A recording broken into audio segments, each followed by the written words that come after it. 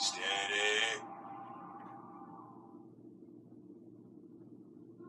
Fire!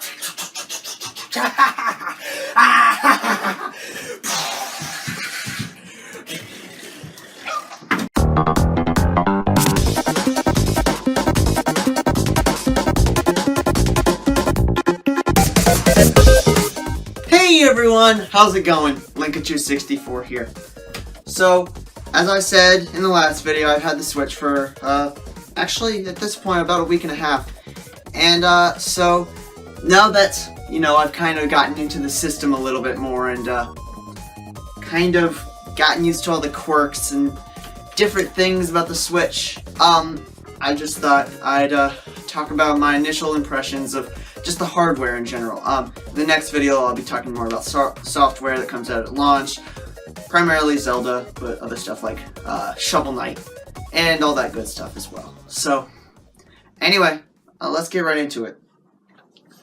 So, to start off, my initial, let's just say right off the bat, this thing is awesome.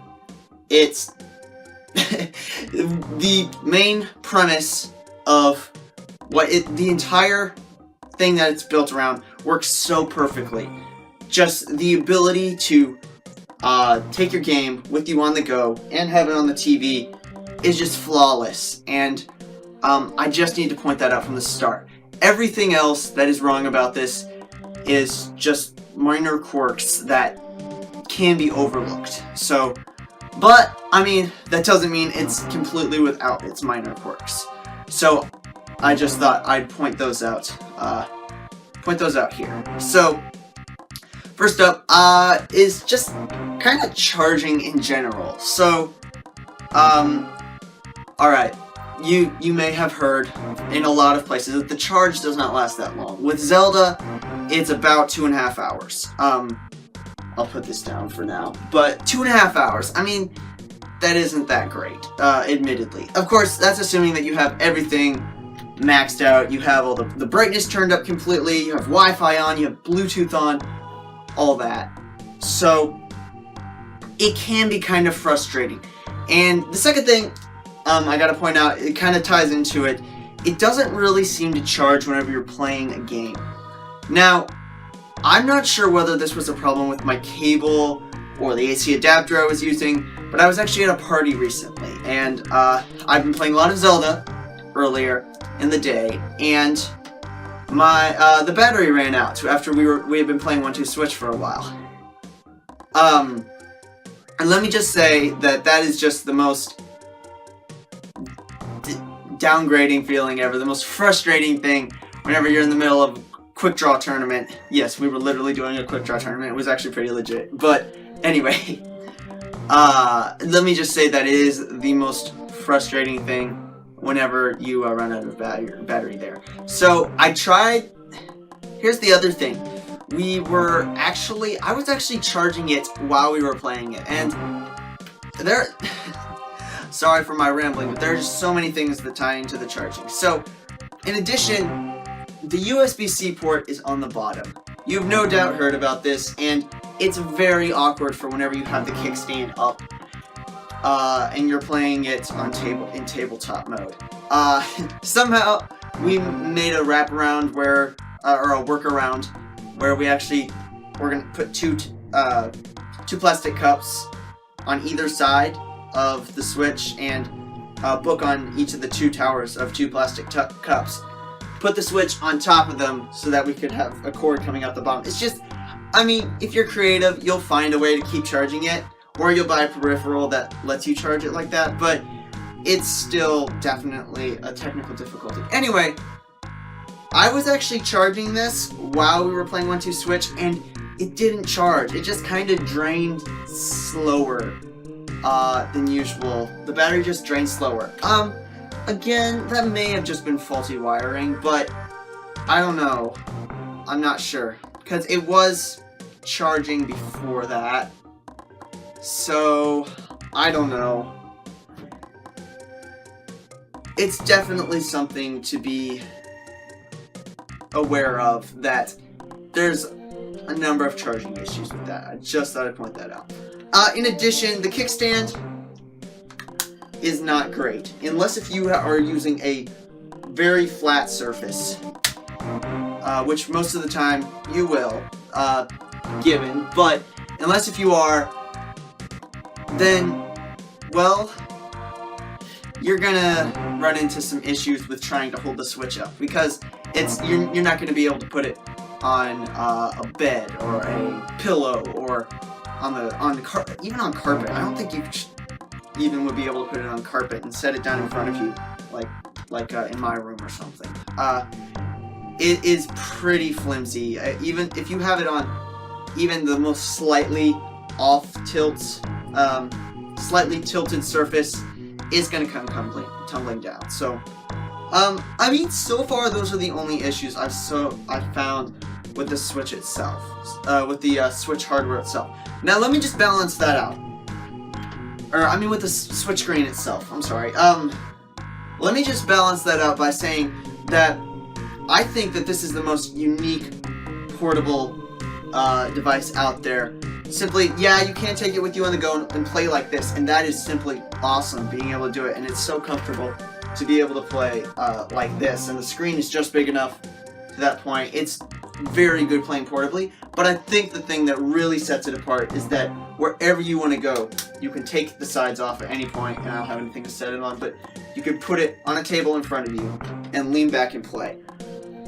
That is the first time you've been able to do that with a standalone system without any peripherals. Sure, if you have a PS4, you can get these nice little monitors, these carrying cases that have a monitor inside and stuff, but this, right from the bat, comes packed in where you can set it down. You can set the screen down at any point and just lean back and play without having to hold it.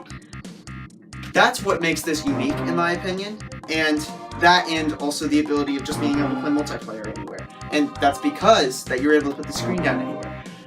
It works perfectly. That, I think, is the main draw to this, to the portable unit itself. So, yeah, again, definitely positive. I'm going to talk about some of the other controllers as well, though. So, I'll just briefly go over this. The controller grip, I mentioned in this in my last video. I don't feel like this is very comfortable playing. I'm not going to put the Joy-Cons on, but I mentioned this in my last video. I won't talk about it much. But this isn't completely comfortable, in my opinion. Holding the Joy-Con by themselves is very comfortable. This is not. It works, but I definitely recommend a Pro Controller. But on the Pro Controller, so I said, again in my last video, that this is the best controller you can buy. I should probably point out a few more things that I found since I made that video. So, the grips themselves, this, again, amazing controller. Just be aware of these things. The grips are a little bit small. I remember my hands getting cramped a little bit yesterday because I had to wrap my fingers all the way around here.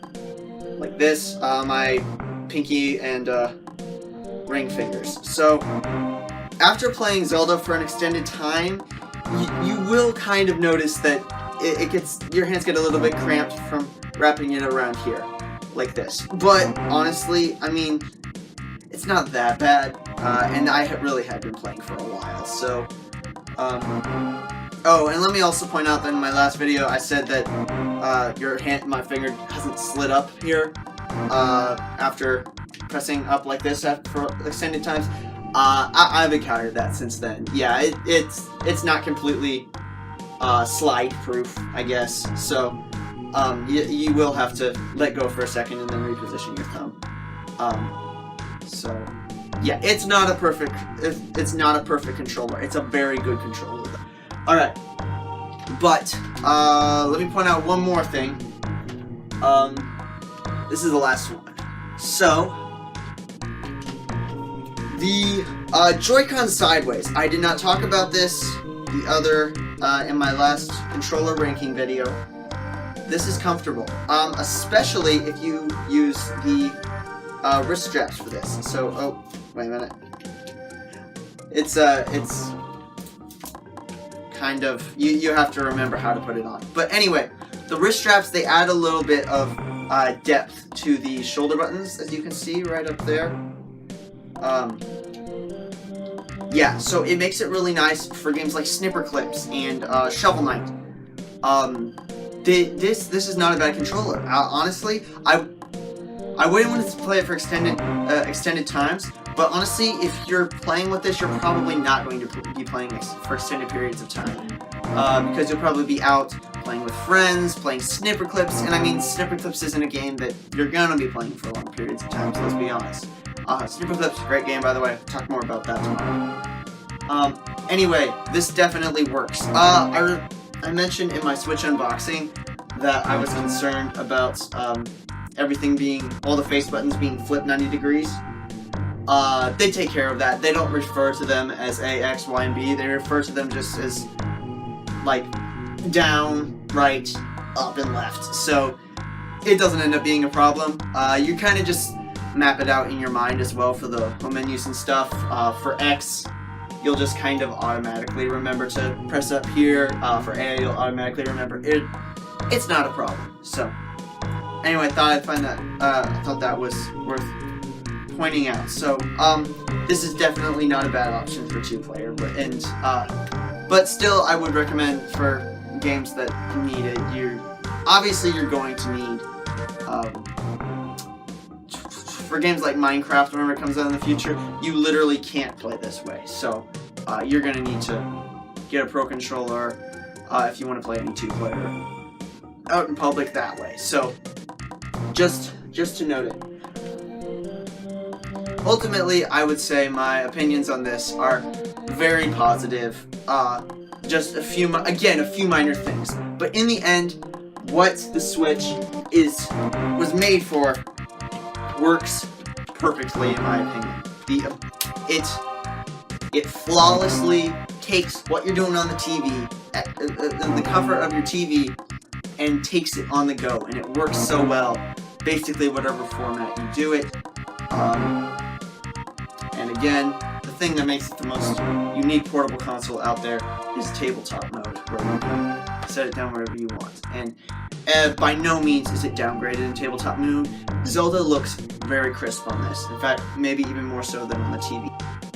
Yeah, but really, I mean, just an amazing console. Again, just has its little quirks here and there, but I think they'll be easy to work out. So now, a few things that I didn't cover because they haven't happened to me is I've heard about the dock supposedly scratching the screen of the console. That hasn't happened to me yet, so I'm not really qualified to talk about that. But I probably will end up getting a glass screen protector. Now this is coming from a crazy person that spends all of his money on the Switch and games for it. I mean, I don't want to spend another $20 on a screen protector because I don't got no money left. I'm telling you. Just from spending $300 on the Switch and $100 on the Special Edition, it does kind of stink that you have to buy a screen protector for it, but I really would probably recommend it from what I've heard about the dock scratching the screen. Just, for the extra assurance there. I personally don't want a $300 purchase going down the drain. In addition, the left Joy-Con issue, I think they may have fixed this. I actually have had it happen to me once. For those who haven't heard, there's been reports going around about the left Joy-Con desyncing every once in a while. I've actually had this happen to me once, but it wasn't in the way you'd think it was. For some reason, the left Joy-Con desynced whenever I had it attached to the side like this. It only did it for a short second, and I was worried it was broken, but this stopped working while it was attached, and it hasn't stopped working whenever I've had it unattached at any point. So, I don't really understand that, and it's only happened once, and after that, no problems whatsoever. But, again, something to keep in mind. I think they've probably fixed it, though, because, again, only once, no other problems. Yeah, I think that's about it.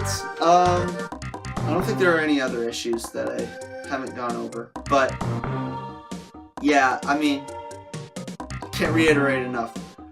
Buy this. Be aware of the quirks and the details, but in the end, buy this. If you're on the fence, obviously you can't order one right now. They're sold out everywhere. But if you're on the fence, wait until the holiday season when the price will go down. You'll be able to buy $300 worth of game probably. Wait for Netflix and YouTube to go on it, all that stuff. But definitely you're going to want to get this eventually because it's an amazing console, and I think every gamer should have it. So, well, that's all I've got to say. So, guys, I'll see you in the next one.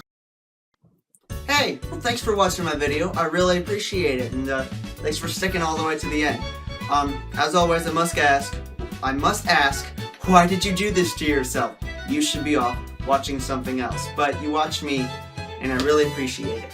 So, tell me, did you pick up a Switch? What are your opinions of it so far? Do you have any other quirks that I forgot to mention? Let me down. Comments, right there.